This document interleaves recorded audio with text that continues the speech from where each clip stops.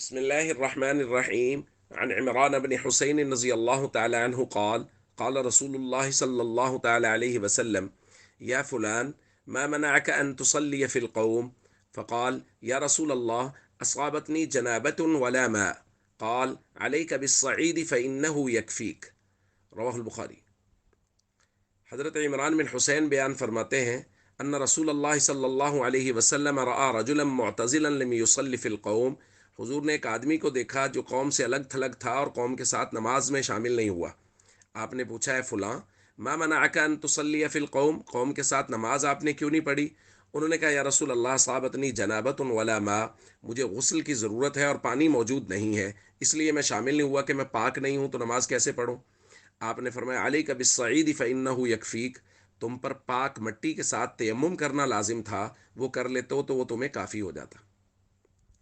تو دوستو، یہ حکم ہے کہ کوئی آدمی، اس کو وضو کی ضرورت ہے یا غسل کی ضرورت ہے اور پانی موجود نہیں ہے، یا پانی موجود ہے لیکن وہ معذور ہے، پانی استعمال نہیں کر سکتا کسی بیماری کی وجہ سے، مرض کی وجہ سے، ڈاکٹر نے، کسی ماہر ڈاکٹر نے یہ بتا رکھا ہے کہ اگر آپ پانی استعمال کریں گے تو یہ مرض بڑھ جائے گا، تو اس صورت میں بھی جائز ہے کہ وہ تیمم کر لے۔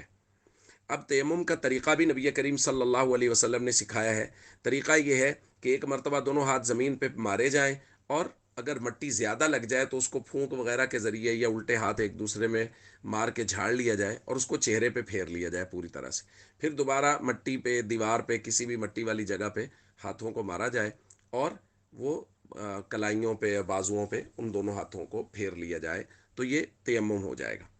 نبی کریم صلی اللہ علیہ وسلم کی موجودگی میں صحابہ کرام نے بھی ایسا ہی تیمم کیا، جیسا کہ سنن ابی داؤد کی روایت میں ہے کہ فضربوا باکفہم الصعید ثم مسحوا وجوہہم مسحۃ واحدہ، کہ صحابہ نے اپنی ہتھیلیوں کو زمین پر مارا اور پھر چہرے پر ایک مرتبہ ان کا مسح کر لیا، اس کو پھیر لیا۔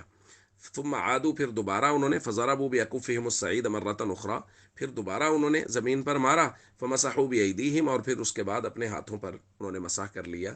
تو یہ تیمم کا طریقہ ہے۔